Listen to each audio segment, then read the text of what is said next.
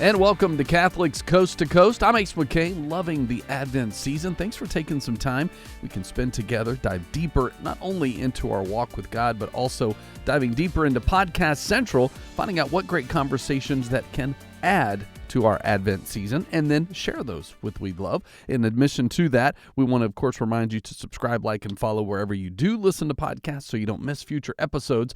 But as we enjoy the Advent season together, checking in with the Mass readings helps to deepen our walk with God. So let's get a look at this week's Word on the Word. This week, we want to call you to take a look at the Gospel for the third Sunday of Advent, also known as Gaudete Sunday.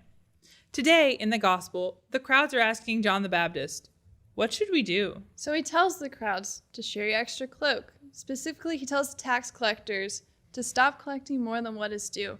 But what does he tell the soldiers again? He says, "Don't falsely accuse people and be satisfied with your wages." And so people begin to start to wonder, is this the Christ? And John the Baptist says, No, I am not Christ, but he is coming. I think in life we all have a lot of questions. What role am I supposed to play in the body of Christ? Am I doing what I'm called to do? And at least for me, a lot of those questions pile up and I get not a lot of answers. That's true. I don't think we're supposed to get a lot of answers sometimes. Life's about trusting in the Lord, which isn't always easy. Definitely not. And we have a friend that shared with us one time how she works through those storms of life. She has one specific friend that she texts every time she's struggling with trusting in the Lord. And she doesn't send a really long book about what's going on like I would to explain who, what, when, where, and why. She only says one word, trusting. And the person that receives that text knows that our friend is struggling with something and just offers up a prayer for her. Right. So if you have more questions than answers, like the crowds did in the Gospel, then you need to turn to the Lord and realize that he has the answers, even though that's not exactly the easiest thing to do. If you begin to feel overwhelmed this week, reach out to someone that you can trust, whether it's a close friend or a parent, and just let them know that you're struggling with something. You don't have to give them a long list of everything, but just ask them to pray for you. And you know what? We'll pray for you too. And we'll see you next week. Bye. Toodles. More reflections from year C of the liturgy. Great stuff from Word on the Word. If you want to see any of those that you might have missed for Advent or previous years, you can always check it out at Podcast Central. Go to EWTN.com/podcast so you don't miss future episodes or just catch up on what you have missed. I'm Ace McKay as Catholics Coast to Coast continues, checking in with To Become Family as we dive into what does a man really want? And you may be very surprised as to what it is and how it makes them better as husbands, fathers, and sons. So let's jump into the conversation with To Become Family on this week's Catholics Coast to Coast. Welcome back, everyone. This is Renzo. I'm the two part of the To Become Family crew. I'm joined by Monica. We are your co-hosts of... What part am I? The butt. There's... To Butt Come Family. Get out of here.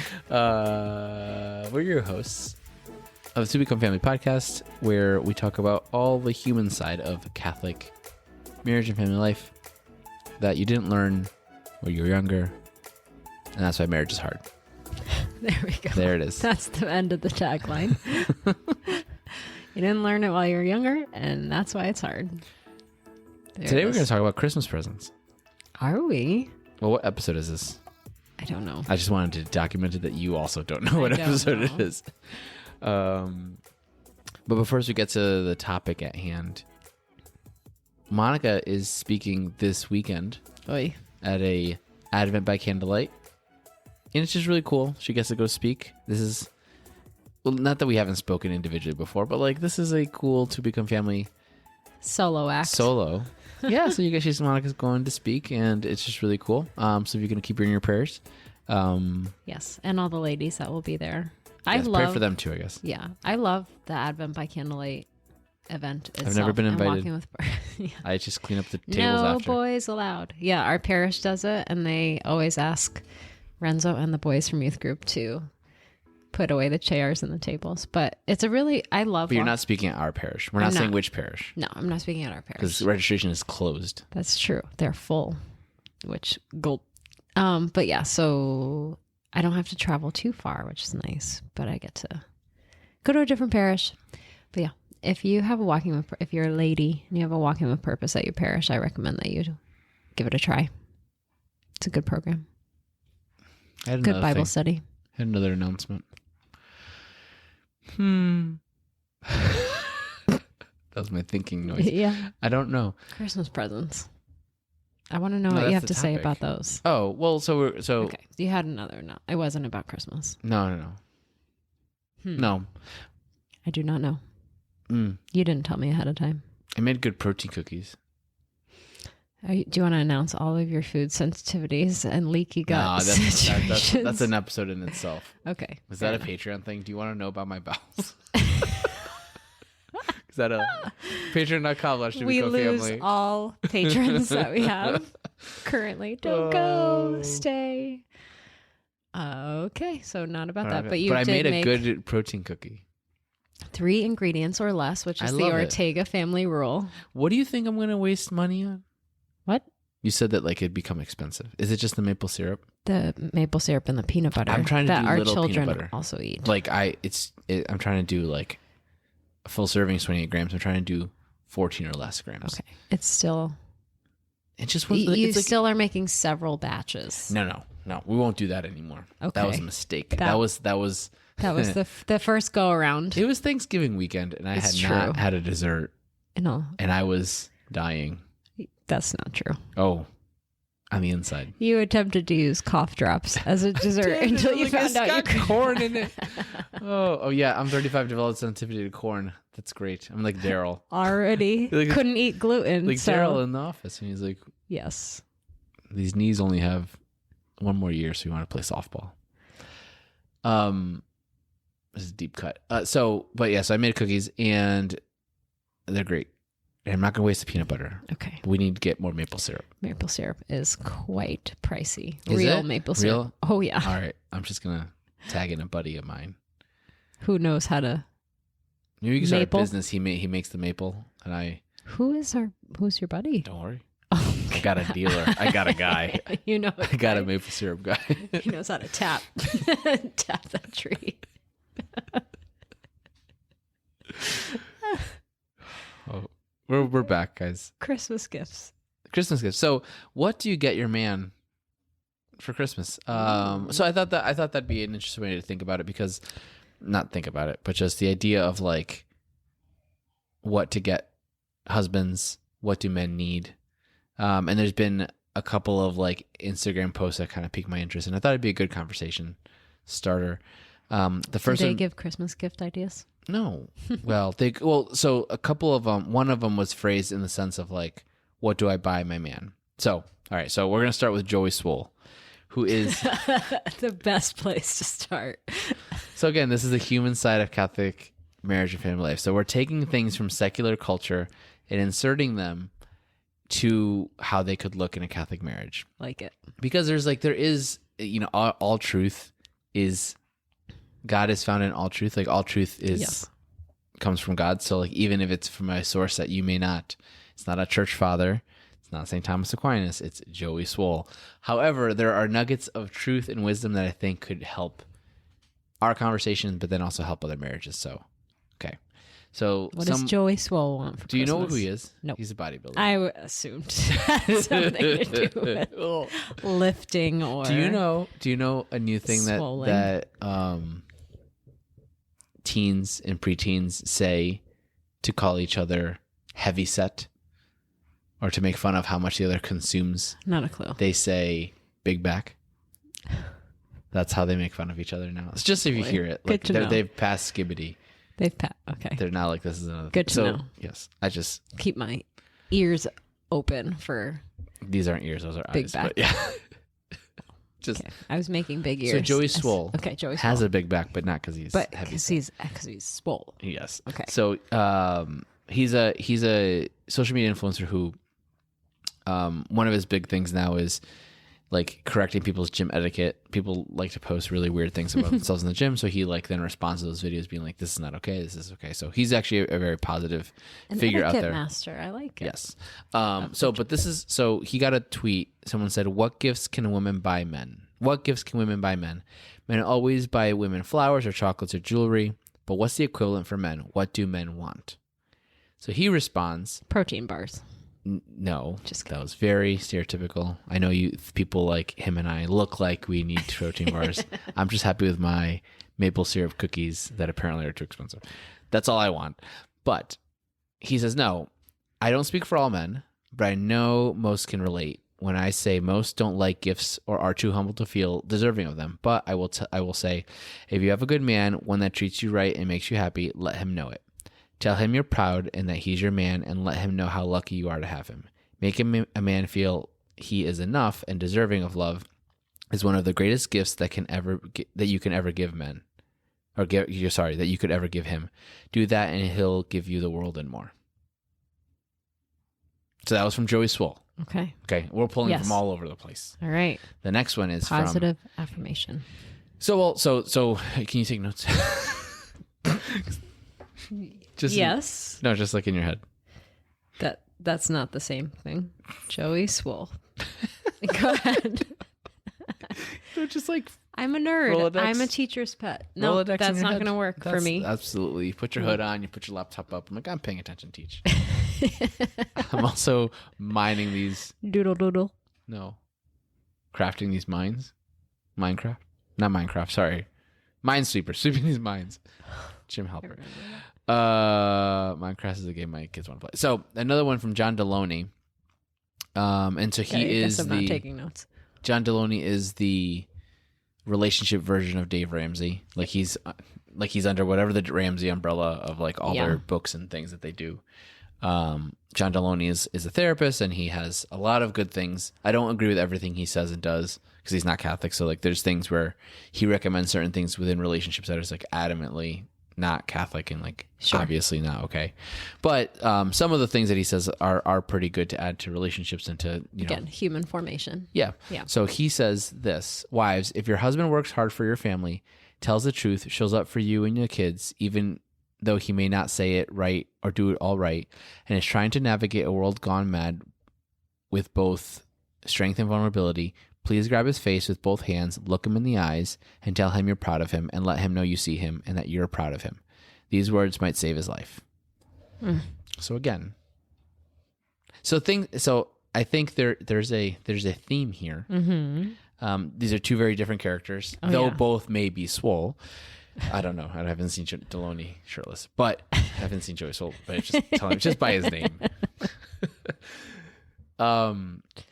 There's a theme here of like he in my mind looks like the situation. he makes the situation look tiny. Oh man.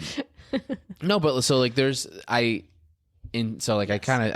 talked about like a Christmas gift, but like there are things that I think That all men want. that men want and need that has nothing to do with sex.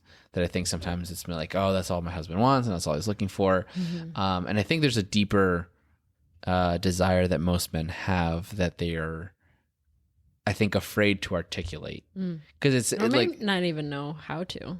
Yeah. But like that, and I think it's interesting because like you could say like, oh, they need positive affirmation, but like, no, there's a very different thing of, I'm proud of you. Yep. And they both said And like, that I word. see you, that you're working hard. Like there's something different there versus like, you're strong. Yeah. Like Good. Attaboy. yes. Like it's very, very different. And the last one was from Nick Freitas, who I think you can like kind of lump with Deloney, but like he's a different type of, That's not his job. He's a No. He's just, I guess, another, like, in terms of, like, never mind. Like, spaces, like, they're in a similar space. I guess. I don't think so. He's a politician. He's like a local politician. Is he? Yeah. Oh, okay. Turned like Social media guy. Speaky into camera. Yeah. So he also was asked a similar question, and he had a short video clip where he talked about 4 things that every man needs. And the 4 things were respect. That men need to feel respected, need to feel appreciated, need to feel desired, need to feel loved, need to feel loved. And he talked about like men needing to feel respect for and having their competence and capabilities admired, feeling appreciated, like having people acknowledge like their sacrifices, feeling desired, and I think he put that in like the realm of intimacy, and then the idea of feeling loved and feeling like someone is going to be there with them through thick and thin, no matter what. And I just thought it was interesting that these three characters came up with very similar things. And so then, and I wanted to like pitch that conversation to you of like, has that been on your radar? Like, how did that become a thing? Because I think you do actually a pretty good job of that. Thank you. Room for improvement, it sounds like. Oh, yes. Well, so like, well, and I guess that's part of the conversation because like I also, okay, I guess start with myself. Like as a guy, it seems odd for me to say like, hey, I need you to acknowledge me in these ways. Because like then it becomes one, in my mind, it becomes manufactured because like you're doing it because I asked for it. So it's not authentic. Yeah. And two, it seems kind of needy to be like, hey, can you acknowledge me more? Which is, again, feels antithetical to your goal, right, like of what you're trying to accomplish here. Right. Because the whole point of sacrificing and doing all these things is like, I'm going to do this no matter what. So like, you don't need to. And most men think that way. Like you don't need, at least most men that I know are willing to sacrifice for their families and not, like aren't propelled forward by the affirmation they gain, right? Or they get for what they're doing. So they're not going to constantly be seeking it. But when they get it, it's like, yes, this is what keeps me going. If that makes sense. Yeah. And I think that's where the idea of feeling loved and wanting that specifically from your spouse, like the men wanting that from their wives, is that it's not necessarily the thing that motivates them to do it, but for the person that they are doing that for to recognize that it's like, oh, she's like, yeah, she really sees me and she sees what I'm trying to do. One thing that I keep thinking of is that particularly with like the way culture is and trying to navigate masculinity, like it sounds like men really want their authentic, good masculinity to be recognized and like pointed out. Like, I see you doing the thing that I cannot do and like filling the space in our family that is needed by the man to fill. And I see you doing that. And I'm glad that you are doing that. And I appreciate that. And, yeah. And that because there's the response of like toxic masculinity and then even like effeminacy of masculinity and like all these different sides to the spectrum. And I think that when a man is really trying to fill the role of husband and father and really authentically trying to do that well, I think they all kind of acknowledge like maybe it's done imperfectly, but like the intentions are in the right direction and that he is providing and protecting and present for your family, that like to notice that, to say something about it, to offer that acknowledgement in various ways, right? And like even Deloney like talked about the physical touch of like grab their face and make sure like go eye to eye and be like, I see you and like thank you for doing everything that you do for our family. And Nick Frida's talking about intimacy and part of his comment was like for a woman to prioritize intimacy with her husband when he's, you know, doing a good job being the husband, then that like physical affirmation of being noticed and seen and appreciated, it goes a long way. Yeah. Yes. Sorry, I said many different things. You did say many. Which direction do I take this in? So like for me, one of the things, and like I'm not ready. We don't have enough information to share a lot of any health stuff. But one of the things that has come up is that there's a chance that I'm not, that I could be functioning better than I currently am, right? Like within my health, right? And that much is clear at this point. and like you and I were talking about how like I'm pretty open with you and how difficult things are for me to do, right? From physically, like just mood wise, like there's just a lot of things that like motivation. It takes a lot more for me to do than I think than people realize. And I think you when that finally clicked for you on like, this is hard for me, Mm-hmm. and like things that like are pretty easy for most people, like, no, this is really hard for me. You've started to point out like, thank you. And it's not just like way to go doing XYZ, but like just saying, just the acknowledgement of seeing me first, like I'm proud of you for getting up and doing this thing anyway. Mm-hmm. Right. Like that just acknowledgement of that. And then, so like there's two different things. Like you acknowledge that I'm doing a hard thing. And then also the seeing me of like, I recognize like this thing is this hard for you. Does that make sense? Like there's two different degrees of seeing, like you see me do something hard, but also seeing, like acknowledging like this is a battle that like I don't understand, but like I know you have a battle here. And appreciating that. And I think like that's been on my mind because of like on the test results that we don't really know much about yet, but they're like, oh, there's a chance like I did not have to have been functioning. Yeah, at that there this could be level of things difficulty. actually like stacked against you in that realm. Yeah, And which makes me feel like, yeah, look, I'm not crazy. I but actually have a thing. but I'm doing the thing anyway, Yes. which is really great which is again not like a pat on my back, more of like, okay, so this is hard. Yeah. And so then that's a segue into like how many husbands are having, I think a majority of husbands are have things that they these inner that weigh on battles. them, that they are either they're unaware of, that like, hey, you don't need to be dealing with that on your own, or just like are unwilling to bring those things up. And I don't think the way you handle that is by like, hey, husband, tell me your things that you're struggling with. Yeah. But more of like, I don't know what those things are, but like I see you're trying these. Yeah. You're trying to do your best with what you've got. Yeah. I think that's an important thing for a husband to feel seen by their spouse. And not feel like you need to share all of it with me. Like you share when you're ready, because again, the husband may not be able to articulate. Right. He might not even notice, but for you to even, to see the effort that they're putting into whatever it may be, that you can see that they're like not necessarily motivated to do, it doesn't bring them like enthusiasm or energy, but they're doing it because it's the right thing to do. It's the good thing to do, right? Like we were talking about, like, for example, getting up and exercising. And that's the easiest example. Yeah. Like that's why I know we go to that a lot. Like that's not to say like you need to do this, but like that's just the easiest example to like point out of. Yeah.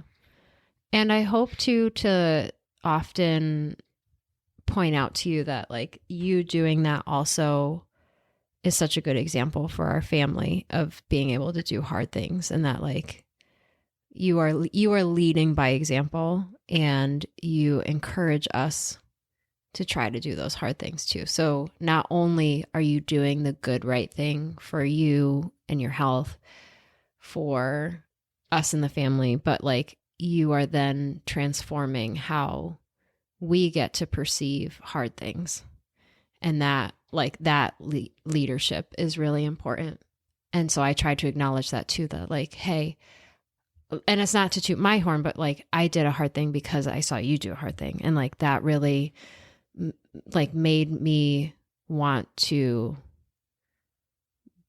follow in your footsteps. And the same thing with the kids, like, hey, so-and-so did a hard thing today. And I think it's because they see you doing the hard things. So yeah, I think it's acknowledging the places where, and I think it's the places where like your husband goes the extra mile or the extra inch or the extra like centimeter or whatever, but like you didn't have to do that. Like that's not an expectation, but you did it anyway. And I see that, and like whatever that like intention might be, or whatever behavior that might be, to recognize that and be like, thank you. Like that made our family better. That made our relationship better. That made you better because you did that extra thing. Yeah. So how would you, cause like, I know you give the example of like what you do, like how, I guess this is like a conversation starters. Like, how would you suggest couples start even talking about that? Because again, I think there's a big, like, unless a husband is comfortable with any degree of vulnerability, like this seems like, no, you don't like, you don't need to, whatever you want. But like, right. And I think that's the point. It's like, you don't need to, but this is the thing that like intensifies your relationship, that like brings it to the next level. But I just remember this being super uncomfortable. And like the first, and we've mentioned this in other podcasts, like the first time we talked about this, like it wasn't received well. Mm-hmm. Right. Of like, I kind of alluded, I remember this, and we talked about like, whatever, I don't remember what episode it was. But alluding to the idea that like, if I struggle with a thing, I'm probably not going to tell you because you're not going to handle the idea of me struggling well. And you push back like, of course I would. Oh, the white knight. Yeah. And I was like, no, you Yeah. won't, because like it just, and again, like there's societal expectations and like self-imposed expectations. Like I should be able to do this thing, but and it shouldn't be hard. Like it shouldn't feel hard or whatever. And I feel like the world is on my shoulders. Yeah. For like, and sometimes it's like, it's just one, and you felt the same way. It's not like this is strictly just for men, but I think in typical relationships, men are less likely to bring it up as an issue. But like, I have all these expectations for work, whatever, and then I get home and like I have to do another thing, and it's just like, what the heck? It's similar to being touched out, but like it's the world keeps touching me, but like it, and now the dishes are touching me, but right, and so like I feel like, yeah, I clearly, this is not a, like me complaining about the dishes is a very silly thing, but like it's just that's the thing that broke my back, and like that's the last straw. Yeah. It broke the camel's back. That's where I was going with it. I got it. But like I clearly not swole. Not a big back. I have a herniated disc. It's fine. But the right, but like you're not willing to bring that up because like it just doesn't make sense. Like you wouldn't accept that. Well, you're like, as soon as I bring up like what I struggle with in terms of house, you're gonna be like, well, I was home all day with the kids. Right, and like, yeah. So it's not as easy of conversation or an to explanation of like why it shouldn't be that big of a deal. All I'm asking you is to do this one thing. Like, and it's things that we, thanks be to God, like we are beyond that now, where I can bring up a thing. And also you could be like, but I really need help with this. I'm like, yeah, I gotta just get over it and help you. So, but like, I don't remember, how do we start those conversations well? And maybe they just gotta be a fight. You don't get me. Well, I don't. So maybe we'll get to how to start the conversation. But one thing I really had to learn was to not make it about me. Like you sharing, any time that you were willing to be vulnerable and share, I had to keep my mouth shut and not make it about me, and like listen to what you had to say. Thank you for sharing that with me. And like, if I didn't know necessarily how to respond without like putting myself in your shoes or like saying like, oh, I can relate to that, because I can't, but like I want to try, was just to like say thank you for sharing that with me. And like, I'm going to try to be aware of seeing that or noticing that. I'm going to try to be aware of when that occasion happens, and like just leave it at that and not try to like correct or fix or over empathize or whatever. And I think it sometimes made the conversations a little bit shorter, but then it didn't take the focus off of what you just said. That was actually super helpful. I don't know when that switch happened, but do you feel like that's true though, that I did that? Absolutely. Okay. Not without. I tried. Like, it was hard. Again, not without like. I'm very selfish. I've had to make that correction with our kids too. Of like, don't make that about you. Yeah. They're not. They're talking to you about something. Yeah. But I remember, like, even that was there's a big willingness from me to correct. So, and I think like I think we're both choleric, right? Like we're both willing to like go back and forth. So which is I think a very helpful thing in terms of having conversations about anything. There you have it. What a man really wants, whether it's for Christmas or life in general, to become family. More of that conversation or episodes you might have missed. Check it out at Podcast Central at EWTN.com/podcast or subscribe wherever you like to stream. I'm Ace McKay. When Catholics Coast to Coast returns, Poco-A-Poco is helping us to draw closer to the consecration of Our Lady of Guadalupe, reflecting on our relationship, journey, and our encounter with Mary. How does that work through the Advent season? We'll get more on it next when Catholics Coast to Coast returns.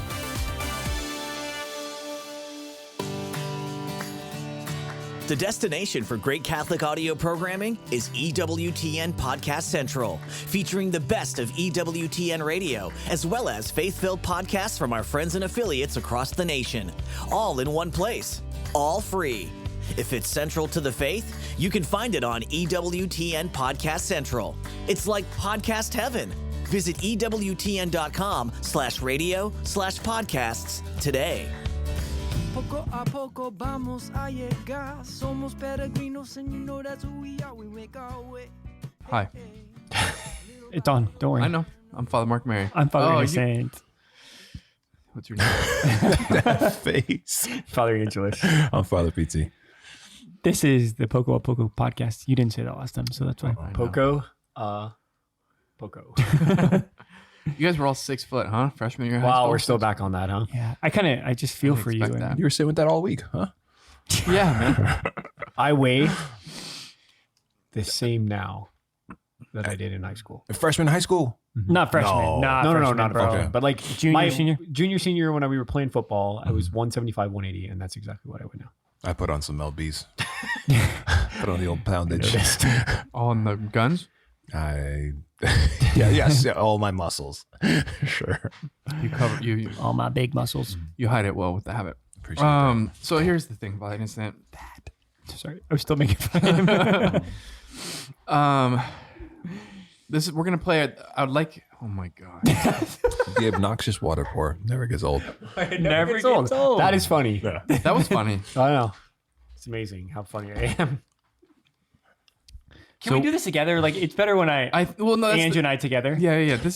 We're gonna play a game. It's if you're here for serious things, please skip ahead.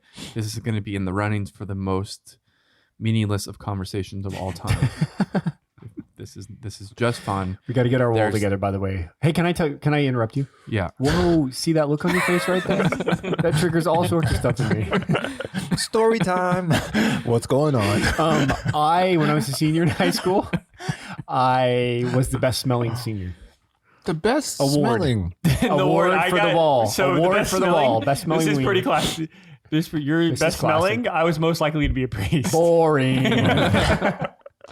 Pious, huh? That's what we're doing. The best smelling. Best smelling senior, and I was the most likely to be a priest senior. Were you wearing cologne? What were you doing? I mean, you know. Do you want to tell No, what I happened? don't. What were you? No, I mean it. You're wearing cologne It makes for a lot of sure. sense. I'm a clean guy. Someone asked me the other day if I iron my habit. And you don't. I was like, thank you. I'll take that as a compliment. I do not iron my habit, but I'm clean. I'm neat. I'm clean, and I smell good. Anyway, Gosh, that was random. What did your sister win? it's not random. I It's think an most award that I likely won. it Why are you played- belittling my award? Oh no, it was not. Story work. Here we go. No, we have like a jingle. I Story do- I don't know what my sister won. Most likely to be a professional athlete. Makes sense. 8 kids. Yeah, it can. She probably could have if she wanted to, right? I don't know. She was good. She was really good, but I don't think that was. Anyway, I'm just want to. The award wall is an idea that I like, and that would be my contribution. Great. I apologize for not celebrating You do not need to with apologize. due reverence. Don't worry. And just joy and Don't worry. jubilation. Don't worry. I was most likely to be a priest. Did we talk about that? You were You actually right. accomplished You it. won. Just kidding. What did you have something? I didn't get any superlative. Me neither. Because we had like 3 Not or even- 4. 1,000 people. Just kidding. 500 schools. in our graduating class. We had 200. Yeah. Some 300 Oh. maybe. Yeah, I wasn't even close. But you were the most inspirational. Yes. On my 7th and 8th grade. Hey, Bro, we're bro. holding that. Yeah, I have no We're problem holding with it all that. together. What We're does the holding it Father all say together. about you, bro? What does the Father say about you? Grab his elbow. says- Grab his elbow. Come on. He says it's okay. Come on. He says it's okay if you're annoyed. They're being annoying. That's what I heard. The other voice. Any more? I mean, this is No, good. this is good. Don't we won't This is interrupt great. you. All right. We're not there we going go. anywhere serious, so it's not. Oh, actually, like- do you want to share what happened before this on the website? We don't The want to Knights of interrupt Columbus you. website. I want everybody to know that I'm working through my stuff, so this has not come from a place of hurt. They didn't put my name on the website. Father Innocent wrote the book on the website. Wow. So anyway, I'm walking out of the office. He's like, store my. Great. To which I said, bro, they're gonna. I'm sorry. I'm sure they'll change it. I'm sure they'll change it. It's all good. It's all good. But it was just really funny. It was just really Stop funny. we co-wrote this book. It's called Sons in the Sun. You can get it on the website, kofc.org/sons. At this point, it just said Father Innocent wrote it, but at some point... Is that a CTA right there? That was another one. Yeah, just... Yeah. Your brother's here sharing his trauma. And It's all trying business. to sell books. Man. No, that's not what happened. Anyway, right there. I'm sure they're going to change it. It's all Wow. good. I'm glad we could laugh about it. Yeah, it's good. Are we? I really am good. I just laughed. I laughed out loud. I was like, oh, look at that. Because he wrote the last book. It's all good. Take your headphones off. Don't forget the all-star team that you made that he didn't. Well, we're really going for story. We're really going deep in the story work here. There's like memories and stories. Can we go back to what you were originally going to do? Yeah. I love how you like take your headphones off as if I couldn't hear you. I forgot you were in the same room. Shoot. Was that too deep? Nope. Wasn't too I deep. feel the love. See what? When you have redemption in your story, man, That's right. You can laugh. That's right. I'm trying to think of what. Anyway, so here's the game. Oh, here we go. This is the how innocent is Father Innocent, how angelic is Father Angelus game. And how But it's- Father Mark, Mary, and Father PT know all these questions. They know the answers to everything, and then they get to put us on display about how much we don't know I about don't the know world. how much I know about this one. We're going to celebrate that your freedom. We're going to celebrate your commitment to the Lord, your Play the- consecration okay, and play the sacredness stupid- and removal from the world. Play the stupid game. It's okay. So I have 11 actually. Here's the top. What we have here. We let Have you down. We did let you look at down my last list? time. I looked at some, so it's not. We gonna be let you completely down last fair. time. We remember that other game. We played that game, but on the I don't third time remember. we got it, the one-word game. So this is the top 11 highest grossing movie stars of 2024. The question is, how many of them do you know? Top 11, huh? Top 11. 2020. You'll see 11 for a reason. And so what we're going to do over here is guess I'm going to set the over under how many you're going to know. And I'm going to set it at And you're gonna say their name? We have to say the movie, or you're no, gonna you say just the have, movie? no, not at all. You don't have to know. You just have to know who they are. Oh, okay. I'm going to put Father Innocent over under, and you're going to be the better. Yeah. Over under 2.5. Father Angelus 3.5. One more, huh? I'm gonna take the under for both. The under for both. That Well, I'm not actually- gonna know You mean two we're of going them. to Actually- underperform? That I'm not gonna know two of them. Yeah. No, that you are going to. So At least two of them. that you're going to know. It's how many you're going to know. Yeah. Two. So at least two. Yeah. And he's taking under, meaning that I'm not. You have to know. It's 2.5. So you have to know 3 to win the bet. Yeah. Because if I took the over, That's a lot. then that means you're gonna know more than that. 3 out of 11. Yeah. I don't know. Top grossing movie stars currently 2024 in the United States of America. Number 1. This is the highest. This is just the list. Glenn Powell. Nope. Yeah. You know who that is? Yeah. Okay. He was in Top Gun. Okay. Oh, the Twister movie. Yeah, that he's guy. in Twister. Top Gun and Okay. Twister. That's You know who that is? Were you gonna know? the Twister guy. This yeah. I feel a lot better about this game. I thought we were gonna have to guess that. No, I feel a lot no, better. no, Okay, no. that's great. So I might you got lose. one. I might lose Twister on this one. Twister. Yeah. Channing Tatum. We don't have that long. We don't have that long. to Nope. think that Nope. hard. Nope. I do, of course. Okay. So are you keeping? Can you keep track for me? I gotta get three. Dave Bautista. Nope. Thanks for the encouragement over there. That was such a It's just when I heard that name, I was like, "There's no way the guy's gonna know that guy." Jason Statham. Yeah. Yes. Wait. You don't. Beekeeper. Beekeeper one. Yeah. I don't know what that is. That's his Yeah. new movie. We watched it on a home visit. Dad.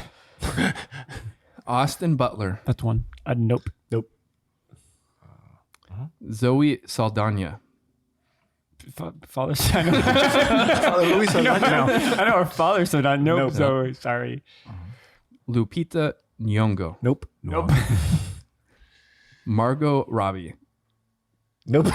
Gosh, it sounds familiar. I don't know. Viola Davis. Nope. Jenna Ortega. She's in Beetlejuice. No. Hey, we're running out of it. I only got one. I've only got one. Well, and I included number 11 because this was Mark Wahlberg. Yeah, of course we know. Mark Wahlberg. That was it. That was He's it? number 11. That was 11. We already went through all 11.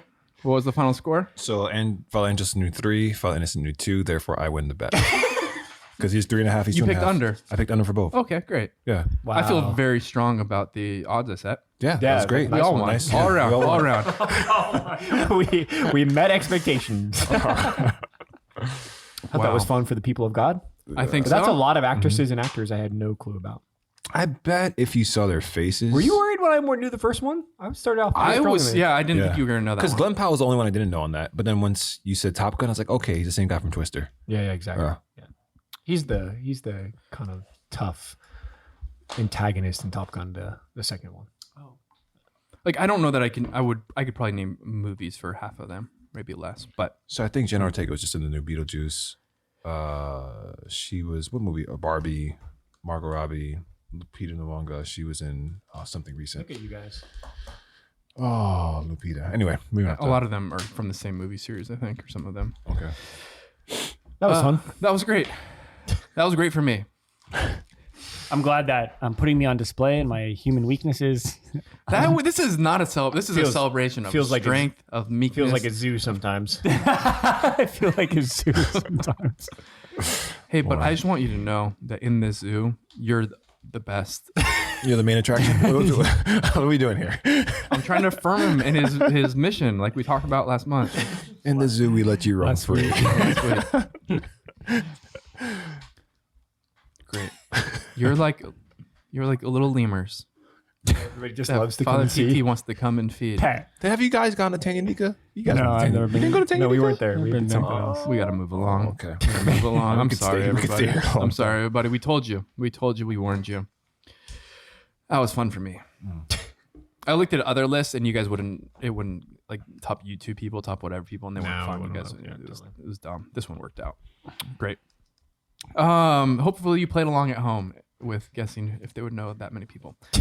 All right. So what are we doing today, Father? What are we doing? Hey, we're coming in for a landing of our consecration for our 40-day consecration to Our Lady of Guadalupe.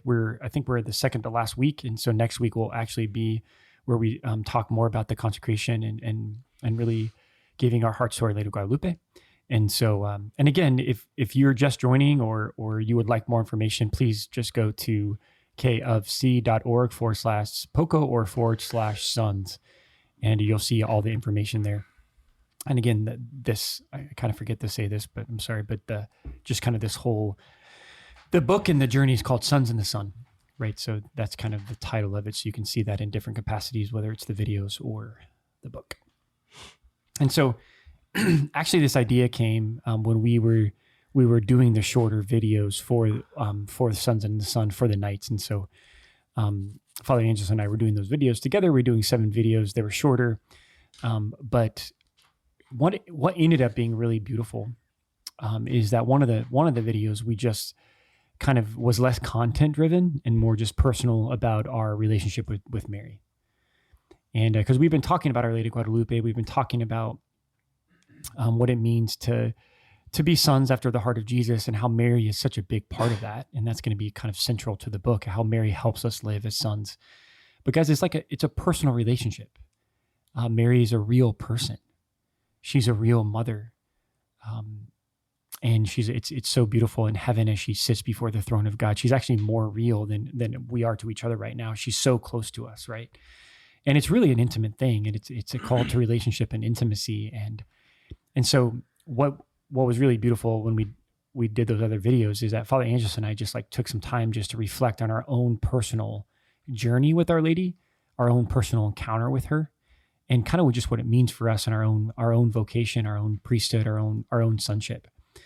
And so we're going to stop with the content, right? We're not going to necessarily drive through some content here, but I just want to invite all of us to share what our relationship is like with Our Lady, our own personal love for her, and maybe some moments of graces along the way that just really makes this real for us and real for people. So Father Angeles, thanks for volunteering to go first. Okay. No. Yeah. And I shared this a little bit in the other video, like you were talking about, but one of the things that was beautiful, talking about Mother Teresa in college when we did our mission trip here, I think it was between junior and senior. Me and Father Innocent did. It was freshman, sophomore. Wow. Freshman, sophomore year. Same thing. We did a mission trip here and had a beautiful opportunity in the Bronx to do their summer camp. And so we spent the whole summer here, and I just have that memory stuck out. I remember being in the courtyard, and I remember at some point with the sisters being taught really how to pray the rosary. I know that sounds kind of silly, but like the idea of like, okay, I think I knew how to pray the rosary at that point, but like really like starting to pray the rosary with the sisters, just something opened up in me. And I just recognized Mary's presence in a deeper way in my life. And there was a point in my college career where I like was making this transition from I think I was still dating at the time, but I think there was like, but in that space in my life, there was this like transition being made of just wondering what it would be like not to have to do it all on my own, not to have to like keep in control of my life and perform. And it's funny, my vocation of like surrendering to Jesus and recognizing that he might have a deeper call in my life kind of came out of that movement in college. But at that point, it was just like the performing, the earning, the achieving, the being perfect, to try to being good at everything. And I just remembered that mission trip, something kind of shifted and something kind of broke off of me a little bit. And I wonder if meeting Our Lady in a particular way that summer just allowed me to be more of a son and allowed me to be less in control of my life. And I know that could sound simple, but something shifted. And it was just this powerful experience of recognizing like, oh, wow, Mary's really present to me. And she really reveals to me the goodness of the Lord, the presence of the Lord as we kind of like walk through the mysteries. I remember it's just kind of funny. And I love it when other people have this revelation, but you're like, oh, wow, just how the mysteries of the rosary fit together. You're like, oh, wow, it actually follows the life of Jesus. I know it kind of sounds kind of funny, but I had this like aha, like light. You're like, oh, wow, this is Jesus's life. And Mary's really with us there and really invites us in there to experience the Lord in a beautiful way. So that like grace was given. And it's like the mysteries of my own life, just thinking about being tired of controlling and being tired of doing it on my own, being tired of being in charge of my life. I just had this, all of a sudden, Mary was in my life, in the mystery, like revealing where Jesus was in my life. And so it's just really powerful. I think my relationship with Our Lady began there. And then the reality of trying to be faithful to the rosary every day, trying to be faithful to, I always like to tell people, like, I don't necessarily like the word devotion to Mary because I don't know what that means. But like, that was when my relationship with Mary started. Like, I really felt like her son. I really felt like she was mothering me, because devotions can just be about doing particular things. And I felt that temptation, just like, well, I'm going to do this, I'm going to do that. And I'm going to, but I feel like I started to walk with her in that part of my life. And I feel like that's the funny part about that, is that's when I think I received this. That's when we met the community, and that's where we met the poor in that summer. So it seems like she was being like quite creative, and she had other plans in the midst of all that to reveal that. But I remember going back to college, and I remember just being different, just being more son, being less graspy and less kind of like I have to do it on my own. I have to be good at everything, and just being more myself. And so it's just really powerful then to kind of come into my vocation. The only other thing I would throw out there is at some point, a couple years into vows, I started to go on a pilgrimage to Lourdes every year. And I think I've been to Lourdes 7 times. And it was with our, this beautiful pilgrimage. And I've probably talked about it before, with kids with special needs. And I was trying to think the other day, even some guys just got back from going to Medjugorje. Some guys just went to Fatima. And I was like, whoa, why did Our Lady call me to Lourdes? Like a lot, like that many times, And I'm just struck and grateful for like the reality of who she was there, and who she was for Bernadette, and how she mothered Bernadette, who was just super poor and in need, kind of rejected and abandoned, like, and just how she became at Lourdes is like the healing place. Like Our Lady became a healer there, and she does that everywhere, and but there's different manifestations of her, always, of course, leading to conversion and leading to the deeper Christian life. But I just particularly like my draw to her there, in my own poverty and my own ability to have her be the healer, and have her be present in my life in those spaces. So even as a friar, like opening stuff up and letting her be present to me and love me. It seems to be a continuation just of the grace that was given when I was early in college, of just her like constantly reminding me of her motherhood, her tenderness, her ability to like really see me in my life, to see kind of underneath all this. It surprises people, but I still, as a friar, strive and perform. But I feel like she's the one who just kind of sees below all that and meets me there and loves me there and holds me there. And and I'll end with this, I took final vows, my family got me an image and an icon of Our Lady of Tenderness. And so it's actually quite beautiful. And, but I have it in my room with a candle and I light it every morning. And just again, I kind of Mary's gaze, like beneath what I might think, is my own identity, or what I might think I'm supposed to do, or like the day-to-day business, or the day-to-day need to kind of be someone else, or be what I think I need to be, or whatever. And Our Lady's like just gaze, just reminding me of that simple grace, like, hey, you can be my son, and hey, I'll provide for you, I'll love you, I'll make Jesus manifest in your life. So it's beautiful. Just a few things there, but I think it was really this beautiful grace that started early in college, and really like something shifted in my life, and I really believe I was like being a son in a different way. Fears or the joys or just the deeper things that are happening in our hearts, and we could say, hey Mom, what do you think about this, or can you help, because like she's our mother and she cares for us. Also too, with the icons, if there's a statue, something that you could just tangibly look at and be with, or if it's like a prayer card of Our Lady you could put by your computer screen or something, like once again, just to keep, like once again, you put pictures of loved ones maybe in your office or in different areas of your house to remind you of memories. And so just to do that, because we're also physical too. It can't just be totally mental. And she was a real woman. And so, you can just remind yourself, okay, my mom's with me in this time of work or in the living room or whatever it is. And so she never leaves me and she desires to be with me in this way. And so I'd say those two things. I'd say the context for my most kind of profound, intimate experiences of this are either with an image or with kind of the scripture, but kind of a quiet, still prolonged period of prayer where there is just like, kind of like it can be in, for us in our, in the cell during a meditation hour or on a time of retreat.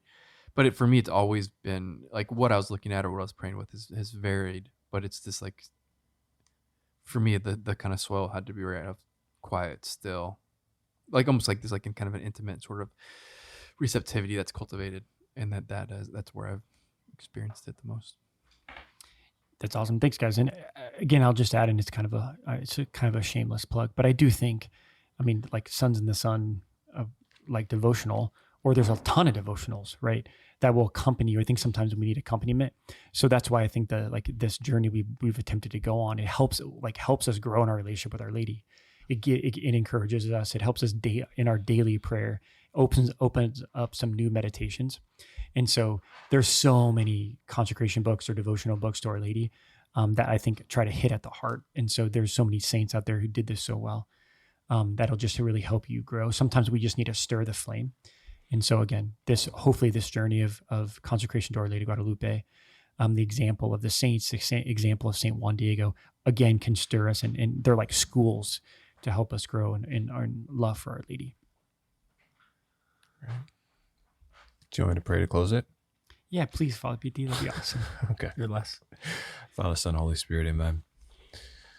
Lord God, we give you thanks just for being with us and loving us. We give you thanks in particular for the gift of Our Lady.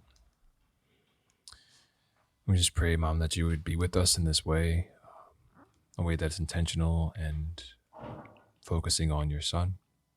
We ask you to be a mother to us, to know that at all times we can cry out to you and we can be heard, and you would lead us safely to a deepening and a deeper relationship with your Son.